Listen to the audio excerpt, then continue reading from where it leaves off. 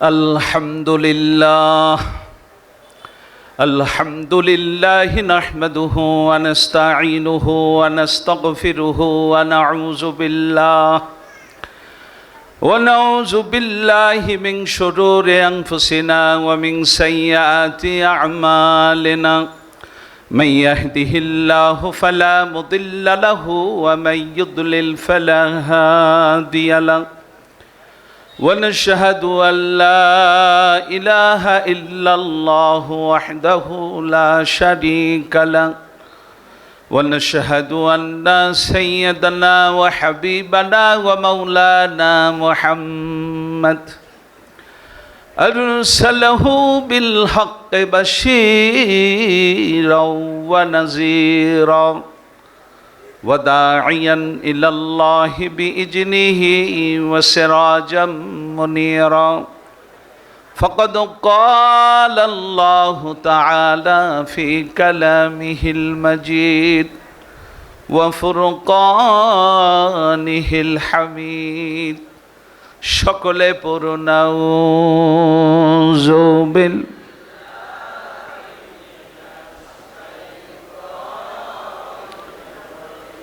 বিসমিল্লাহির রহমানির রহিম।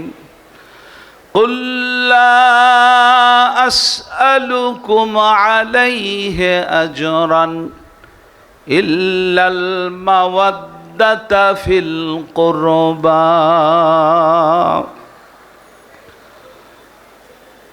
সাদাকাল্লাহুল মাওলানাল আযীম। وقال النبي صلى الله عليه وسلم الحسين مني وأنا من الحسين. وقال رسول الله صلى الله عليه وسلم في حديث آخر دعا رسول الله صلى الله عليه وسلم عليا وفاطمة وحسنا وحسينا اللهم هؤلاء أهل البيت. وقال النبي صلى الله عليه وسلم تركت فيكم أمرين لن تضلوا ما تمسكتم بهما كتاب الله وعترتي أو كما قال عليه الصلاة والسلام. সকলে মহব্বতে প্রাণ খুলে পড়ুন আল্লাহুম্মা সাইয়্যিদানা মাওলানা মুহাম্মদ ওয়া আলা আলি সাইয়্যিদিনা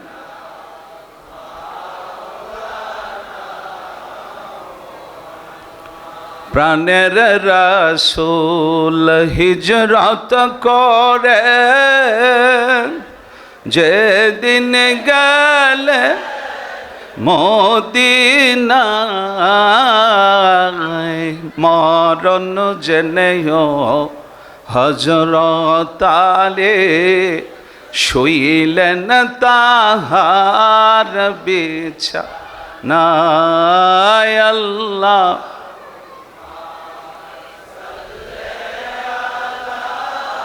سيدنا مولانا محمد وعلى آل سيدنا مولانا نحمده ونصلي على رسوله الكريم أما بعد.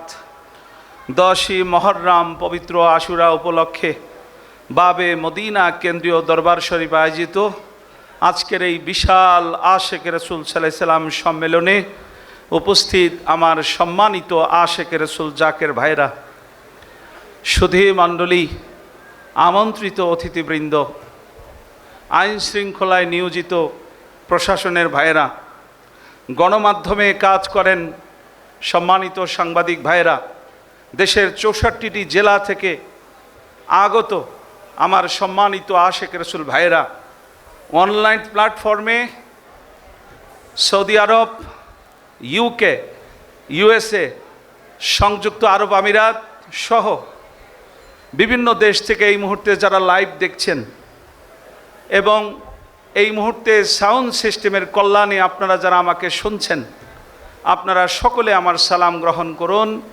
আসসালামু আলাইকুম ওয়া রাহমাতুল্লাহি ওয়া বারাকাতুহু। সর্বপ্রথম কোটি কোটি শুকরিয়া জানাই সেই মহান রবের দরবারে, যিনি আমাদেরকে অনস্তিত্ব থেকে অস্তিত্বে রূপ দিয়েছেন। এই পৃথিবীতে আমরা ছিলাম না, খুব শীঘ্রই একটি সময় আসতেছে আমরা এই পৃথিবীতে থাকব না। সত্য কি না? আওয়াজে বলুন, একসাথে বলুন, সবাই বলুন। খুব শীঘ্রই আমাদেরকে মহান মালিকের ডাকে সাড়া দিতে হবে। ইন্না লিল্লাহি ওয়া ইন্না ইলাইহি রাজিউন। সেই মহান মুনিব যিনি উম্মতে মুহাম্মাদি হওয়ার গৌরব দান করলেন, যে রাসূলকে সৃষ্টি না করলে আসমান জমিন কুল কায়নাতের কোনো কিছুই আল্লাহ বানাইতেন না। বিনা দরখাস্তে আমাদেরকে সেই রাসূলের উম্মত হওয়ার গৌরব আল্লাহ দান করেছেন। সত্য কিনা বলুন। রাসূলের ওফাতের 1400 বছর পরে সেই সিরাজাম মনিরাটা বাংলাদেশে পোস্টিং দিয়ে যেই মহামানবকে আল্লাহ পাক রব্বুল আলামিন আমাদেরকে মুর্শিদ রূপে আমাদের ভাগ্যে জুটায়া দিলেন। সাহাবায়ে কিরাম রাসূলের সোহবতে থেকে যে ফায়েজ বরকত রহমত পেয়েছেন, যারা মুর্শিদ কেবলা জানের হুজরা শরীফে বসার সৌভাগ্য লাভ করেছেন, এই হুজরা শরীফে বসতে পারা আশিক রাসূলদের অনেকেই মদিনার মসজিদে নববীতে সাহাবায়ে কিরাম রাহমাতুল্লিল আলামিনের কাছ থেকে যে ফায়েজাত, যেই রহমত, যেই ঘ্রাণ পাইতেন, সেই একই ফায়েজ, একই রহমত আমরা আমাদের মুর্শিদ কেবলার হুজরা শরীফে পাইছি না পাই নেই? বাবা জান একদিন বাবে মুর্শিদ এরিয়া একটা মাহফিল করতেছিলেন, বলতেছিলেন এখানে হাজী সাহেব কেউ আছেন কিনা। 3 জন হাজী সাহেব বসার থেকে দাঁড়াইছেন। মুর্শিদ কেবলা জান তাদেরকে লক্ষ্য করে বললেন যে আপনারা আমার এই মাহফিলে আসছেন, আপনারা হজও করে আসছেন, আমি আপনাদেরকে আল্লাহর দোহাই দিয়া একটা কথা জিজ্ঞেস করব। সেটা হলো, এই মাহফিল শেষে আমাকে বলবেন, আপনারা যখন হজ করতে গিয়ে মদিনার মসজিদে নববীতে রিয়াজুল জান্নায় নামাজ পড়ে রাসূলের রওজা শরীফ জিয়ারত করে যে ফায়েজ বরকত রহমত পেয়েছেন, আমার মাহফিলে এসে যদি ওই একই ফায়েজ বরকত রহমত পেয়ে থাকেন, তাহলে বুঝতে হবে ধর্মটা আমি নকল করি নাই, অবিকাল মদিনাওয়ালার ধর্মটা আমি প্রচার করছি। আর যদি সেই একই ফায়েজ বরকত রহমত না পান, তাহলে আজকে সবার সামনে বলবেন, তাহলে বুঝতে হবে আমি ভালো তেলের সাথে সয়াবিন তেল মিশিয়ে ফেলাইছি। ওই মাহফিল শেষে ওই 3 জন হাজী চোখের পানি ফেলে চিৎকার করে কাঁদতেছিলেন আর বলতেছিলেন, আল্লাহর কসম করে বলি, রাসূলের রওজা শরীফের সেই ফায়েজ বরকত রহমত আজকের এই মাহফিলে এসে আপনার বয়ান শুনে আমরা পেয়েছি। সেই মহান মালিক যিনি আমাদের এত বড় সৌভাগ্য দান করলেন, সেই মুনিবের দরবারে কালেমাত শুকরিয়া আদায় করি। সবাই বলি আলহামদুলিল্লাহ, আলহামদুলিল্লাহ, আলহামদুলিল্লাহ রাব্বিল আলামিন কামা ইয়ানবাগি লিজালালি ওয়াজহিকা ওয়া আযীমি সুলতানিক। কোটি কোটি দরুদ ও সালাম জানাই আমাদের দয়াল রাসূল সরওয়ারে কায়নাত, মুফাক্খরে মওজুদাত, মক্কার মতি, মদিনার জ্যোতি, ব্যথার ব্যথি, দুকুলের সাথী, দোজাহানের পারের কান্ডারি, সাইয়্যিদুল মুরসালিন, রাহমাতুল লিল আলামিন, আকায়ে নামদার, তাজেদারে মদিনা, নূরে মুজাসসাম, নূরে মুজাররাত, মুহাম্মাদুর রাসূলুল্লাহ সাল্লাল্লাহু আলাইহি ওয়াসাল্লামের প্রতি লাখো সালাম ও কদম বুসি জানাই। শেরে খোদা মাওলা আলী রাদিয়াল্লাহু তাআলা আনহু, আহলে বায়তের সদস্য খাতুনে জান্নাত মা ফাতেমা রাদিয়াল্লাহু তাআলা আনহা, সৈয়দনা ইমাম হাসান রাদিয়াল্লাহু তাআলা আনহু, শুহাদায়ে কারবালা সৈয়দনা ইমাম হুসেন রাদিয়াল্লাহু তাআলা আনহুর এই পাক পাঞ্জাতনের নূরের কদম মোবারকে সালাম ও কদম বুছি জানাই। সালাম ও কদম বুছি জানাই বাবে মদিনা কেন্দ্রীয় রওজা শরীফে যিনি শায়িত আছেন, সেই মহামানব ভাগ্য গুণে বাবে মদিনায় শায়িত হয়েছেন। সেই মহামানবী ভাগ্য গুণে বাবে মদিনায় শায়িত হয়েছেন। তাদের পরশময় কদম মোবারকে লাখো সালাম ও কদম বুছি জানাই। মোহাম্মদ ইসলামের সম্মানিত ইমামগণ, বিশেষত আমাদের সেজ সাহেবজাদা হুজুর, ছোট সাহেবজাদা হুজুর, বড় সাহেবজাদা হুজুর, আপাজান, যারা বাবাজানের আদর্শের উপরে কায়েম এবং দায়েম রয়েছেন, তাদের কদমে লাখো সালাম ও কদম বুছি জানিয়ে আমি গোলাম খুব সংক্ষেপে আপনাদের উদ্দেশ্যে দু চারটি কথা বলবো। ভাইরা আমার, আজকে বিষয় হলো তিনটা। জোরে বলেন কয়টা? দুইটা বিষয় অলরেডি ব্যানারে উল্লেখ আছে। একটা হচ্ছে মহররম, 10ই মহররম, আর একটা হচ্ছে দেওয়ানবাগ শরীফের প্রতিষ্ঠা বার্ষিকী। আরও একটা বিষয় আছে, 1988 সালের এই 10ই মহররমে সুফি সম্রাট দেওয়ানবাগী রহমাতুল্লাহ আলাইহিকে আল্লাহর পক্ষ থেকে যুগের ইমামের দায়িত্ব দেওয়া হয়। যুগের ইমামের দায়িত্ব দেওয়া হয়। ভাইরা আমার মহান মুর্শেদ সুফি সম্রাট দেওয়ানবাগী দয়াল বাবা যান, তিনি মানুষের সমালোচনা পছন্দ করতেন না। একদিনের ঘটনা, চট্টগ্রাম বাবে মাগফিরাত মাসিক সম্মেলনে বাবাজান বাবে রহমত থেকে আমাকে পাঠালেন। তখন বড় হুজুরের যাওয়ার কথা ছিল, কিন্তু বড় হুজুর শারীরিক অসুস্থতার কারণে যেতে পারলেন না। বাবাজান আমাকে পাঠাইলেন, মহিউদ্দিন মিয়া আপনি যাইয়া সম্মেলনটা করে আসেন। তা আমি বললাম যে বাবাজান আপনি তো যাইতে বলছেন, তো যাব, কিন্তু ওখানে তো ফেতনা, জাকেররা পরস্পর ফেতনায় জড়িত। বাবাজান আমাকে বললেন, মহিউদ্দিন মিয়া ওনাদের কাছে আমার পক্ষ থেকে যায়া দুইটা কথা বলবেন। জোরে বলেন কয়টা? বাবা দয়া করে বলেন। 1 নাম্বার কথা যেটা বলবেন সেটা হলো, আপনি ওনাদের দিকে আপনার শাহাদাত আঙ্গুলি ইশারা করে দেখাবেন যে আমি যদি বলি আপনার একটা দোষ আছে, তাহলে এই ভিতরের 3টা আঙ্গুল আমার দিকে ফিরে বলতেছে ওনার তো দোষ আছে একটা, তোমার তো দোষ আছে 3টা। সুতরাং মানুষের দোষের দিকে না তাকাইয়া নিজের দোষের দিকে মনোযোগ দাও। বাবা আরেকটা কথা কি বলবো? আরেকটা কথা তাদেরকে বলবেন। বাবাজান অনেকটা ইশারা দিয়ে দেখাইলেন। মনে করেন আমার এখানে একটা ব্ল্যাক বোর্ড আছে, বোর্ডে আমি একটা দাগ দিলাম, এই দাগটা টাচ না কইরা আপনি দাগটাকে ছোট করবেন। কি করে সম্ভব? আমি কি বাবা যদি ওইটাকে টাচ করা না হয় তো ছোট কেমনে করে? কয় বেটা একদম সহজ, দেন কলমটা আমার হাতে।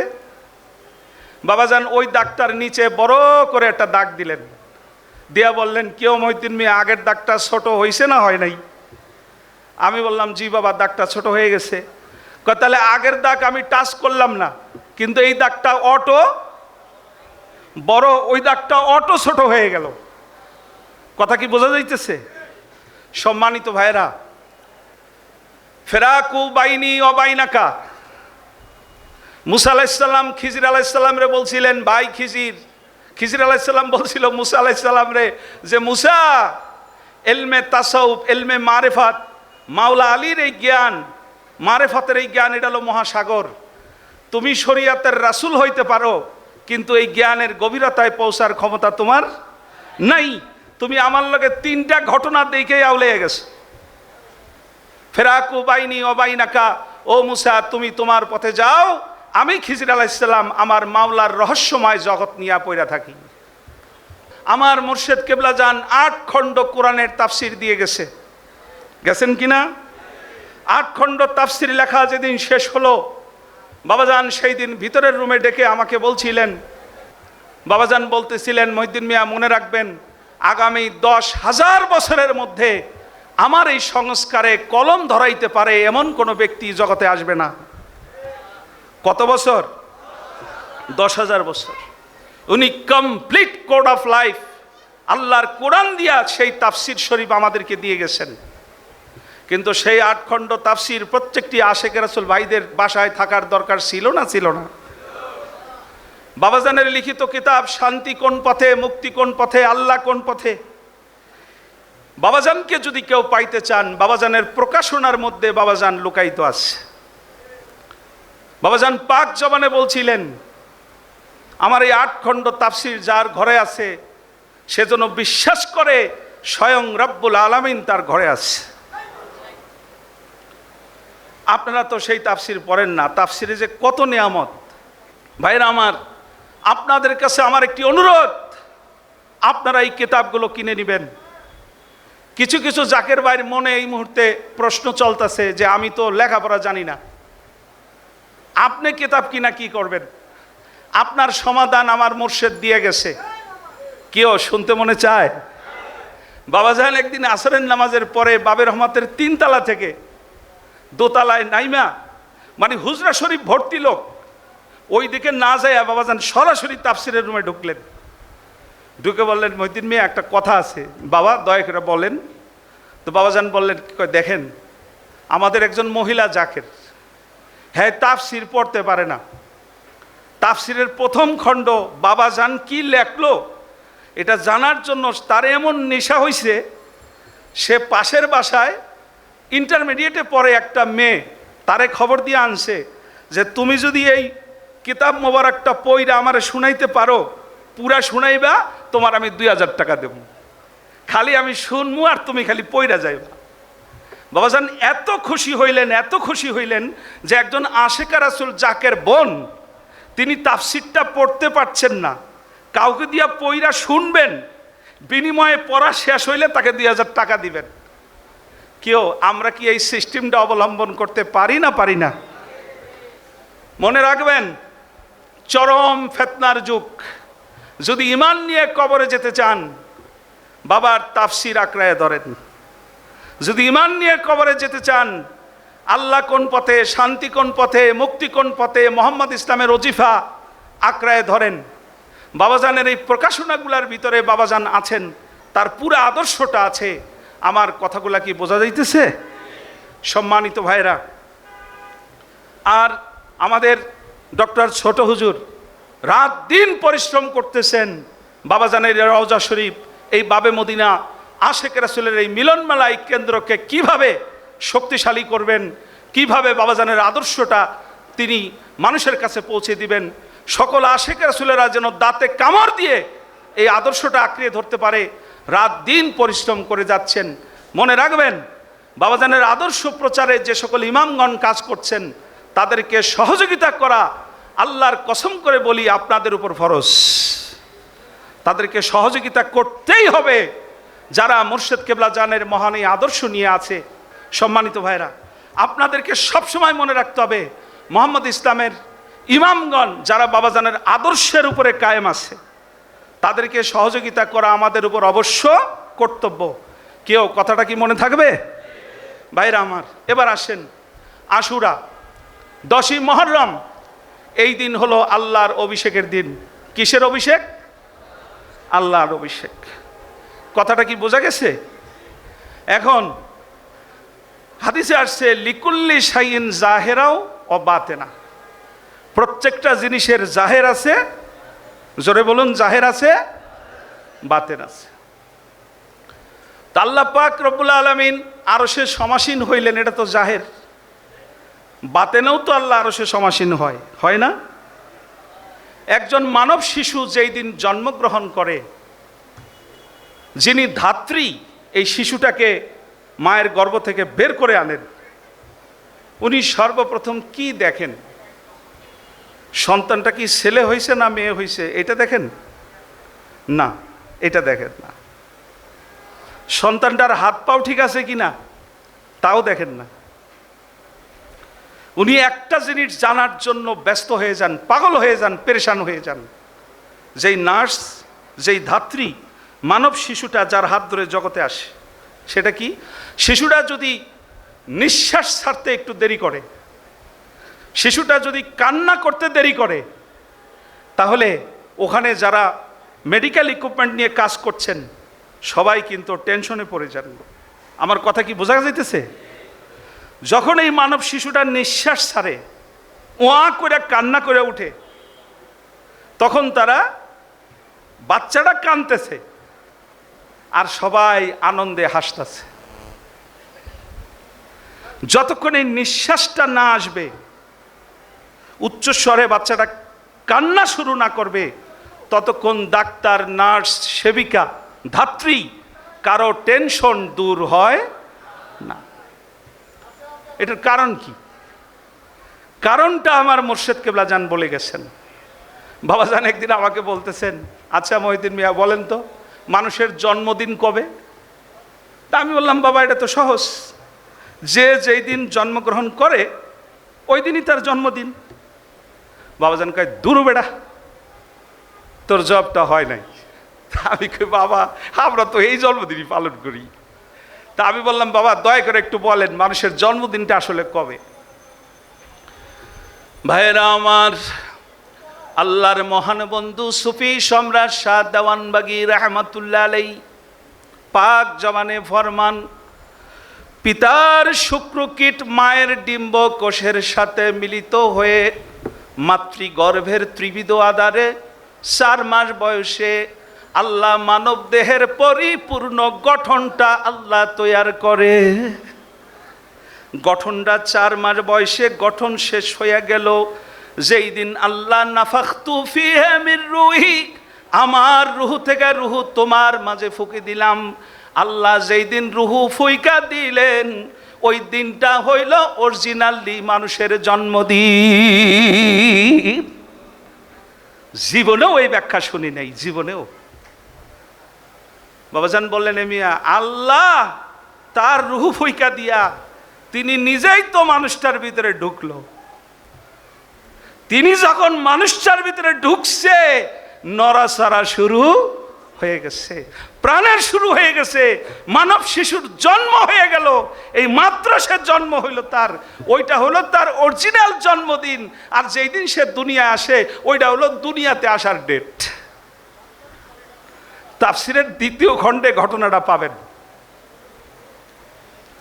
বাবাজান বলতে বলতে এই পর্যন্ত বলে ফেললেন যে আল্লাহ যে 10ই মুহররম ইয়াউমে আশুরা আরশে সমাসীন হয়েছে ওইটা তো শরীয়ত। আর মারেফতে প্রত্যেকটা মানুষের মাতৃগর্ভে থাকাকালীন 4 মাস বয়সে আল্লাহ যেদিন রুহ ফুঁকা দিছে ওই দিন তো আল্লাহ নিজে এই আদম দেহ নামক আরশের ভিতরে আল্লাহ সমাসীন হয়েছে। আপনার ভিতরে আল্লাহ আরশ বানাইয়া সেই আরশের ভিতরে আল্লাহ ঢুকে আছেন, আমাদের খবর নাই। দেখেন আমার মুর্শিদ কিবলা জানের এই বাণী মোবারক কোরআনে আছে না নাই? আল্লাহ বলছেন, ওয়াফি আনফুসিকুম আফালা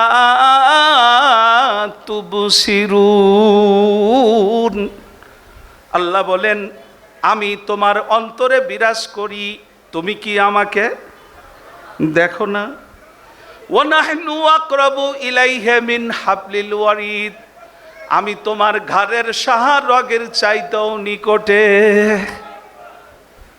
অন্য আয়াতে আল্লাহ বলেন, ওহুয়া মাকুম আইনা মা কুনতুম, বান্দা তুমি যেখানে আমি মাবুদ মাওলা, জোরে বলুন, আমি মাবুদ মাওলা সেখানে।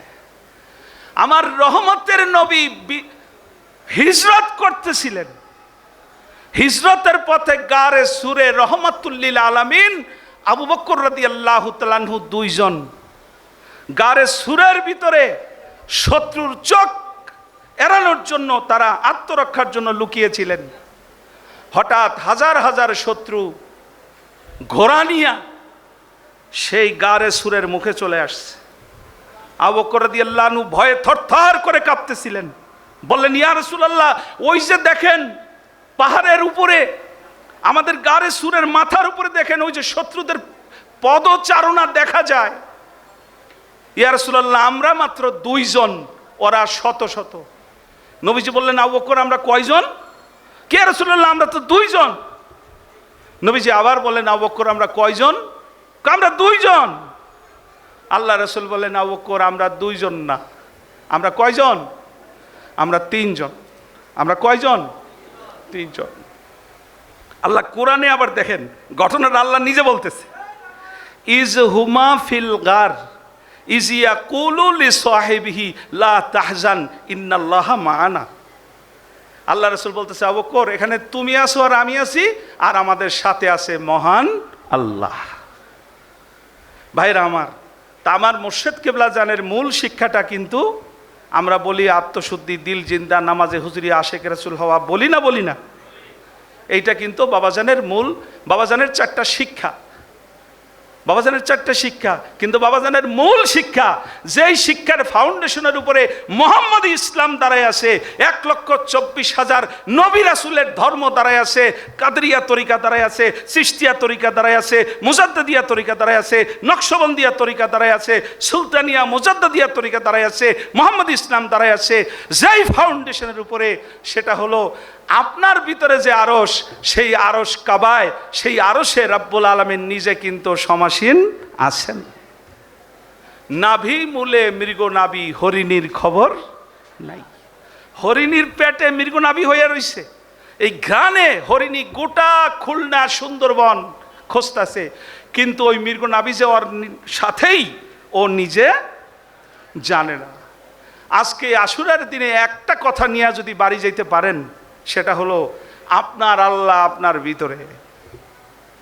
বাবাজান দয়া করে একদিন বলতেছিলেন, মিয়া যেই দিন রুহুটা ভিতর থেকে বের হয়ে যায়, ওই দিন কি হয় জানেননি? আমি কই না বাবা, জানি না তো। বাবাজান বললেন, এই রুহুটা বের হয়ে যাওয়ার সময় এই রুহুটা নফসরে প্রশ্ন করে, মার রব্বকা, কে তোমার রব? আমরা তো মনে করি মাটির কবরে সওয়াল জবাব, মনে করি না? এই শিক্ষা ভুল, ভুল, ভুল। মাটির কবরে কোনো সওয়াল জবাব নাই। যদি লাশটা কবরে দেওয়ার পরে আবার রুহু ফুইকা দিত, তাহলে লাশ তো উঠটা কবরের বাস লইয়া ফেরেশতারে শুরু করতে পারি। 71 সালে যুদ্ধের সময় হাজার হাজার মানুষের লাশ রাস্তাঘাটে পড়ে ছিল না? তা আবার যদি রুহু ফুইকা দিত, ও তো উইটা হাঁটা ধরে বাড়ি চলে আইতো। বাবাজান বললেন, মায়ের গর্ভে থেকে একবার সন্তান বের হয়ে আসলে এই সন্তানকে আর কখনো মায়ের গর্ভে ফেরত দেওয়া যায় না। গাভীর দুধ একবার দহন করলে এই দুধ কখনো আর গাভীর ভিতরে ফেরত দেওয়া যায় না। যেই দেহ থেকে একবার রুহু বের হয়ে যায়, এই দেহে কোনোদিন আর রুহু প্রবেশ করে না। বাবাজান বললেন যে মৃত্যুর সময় এই রুহুটাই ভিতর থেকে বের হইয়া এই নফসকে প্রশ্ন করে, মার রব্বুকা, কে তোমার রব? তখন সে তো কোনোদিন খবর নেয় নাই।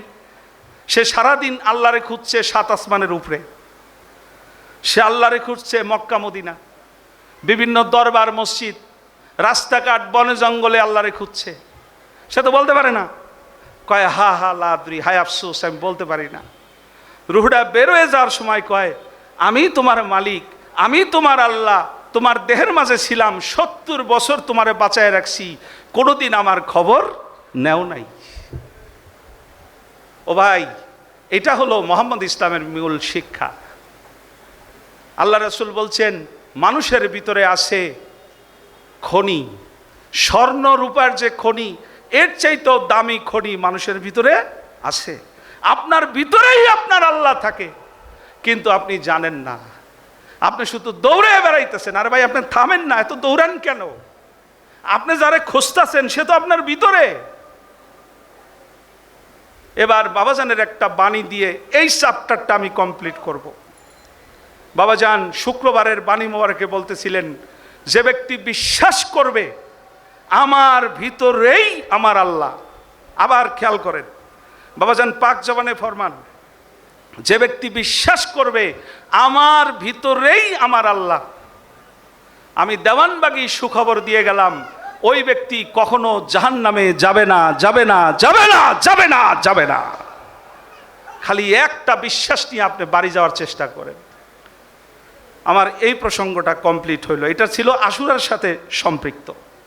সম্মানিত ভাইরা, দ্বিতীয় আসেন, এই আশুরাই সাইয়েদনা ইমাম হুসাইন রাদিয়াল্লাহু তাআলা আনহু কারবালায় শাহাদাত বরণ করছেন। কেউ ঘটনা সত্য কিনা কথা বলুন। ইমাম হুসাইন রাদিয়াল্লাহু তাআলা আনহু এই আশুরার দিনে কারবালার ময়দানে তিনি যে শাহাদাত বরণ করলেন, সেই ইমাম হুসাইন রাদিয়াল্লাহু তাআলা আনহু সম্পর্কে আল্লাহর রাসূল বলছেন, আমি হুসাইন থেকে, হুসাইন আমার থেকে, আমার আহলে বায়াতকে ভালোবাসা তোমাদের জন্য ফরজ। নবী পরিবারকে ভালোবাসা আমাদের জন্য কি? জোরে বলুন। সূরার নাম সূরা শুরা। কোরআনে একটা সূরা আছে 42 নম্বর সূরা। কত নম্বর? আয়াত নম্বর 23।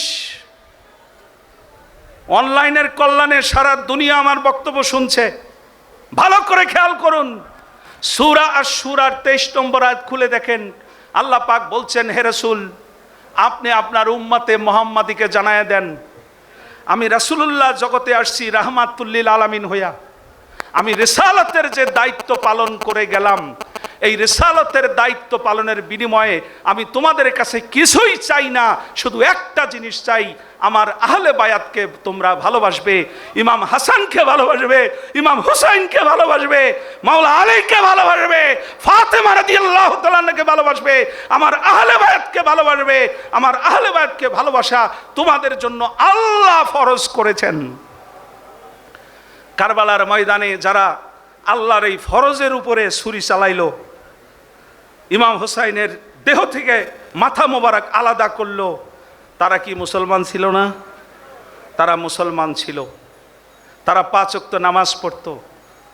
তারা বলছিল তাড়াতাড়ি ইমাম হুসাইনের গলা কাটো, কারণ আসরের নামাজে রক্ত চলে যেতেছে।